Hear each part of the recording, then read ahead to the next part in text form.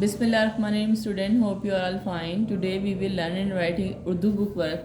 Let's start. Open page number 20. Pencil फेरिए लिखिए। यहाँ पे आप देख रहे हैं पेंसिल फेरिए और लिखिए। यहाँ पे देख रहे हैं कुछ तस्वीरें हैं, हमने इनको पढ़ना है।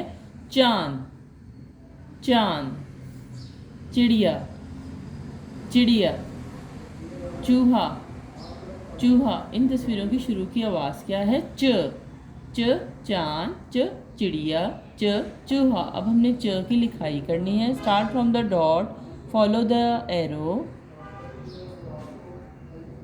Round straight line. च के नीचे कितने डॉट्स हैं? 1 2 3। इट्स च। स्टूडेंट यहाँ पे आपने च की लिखाई करनी है। ओके।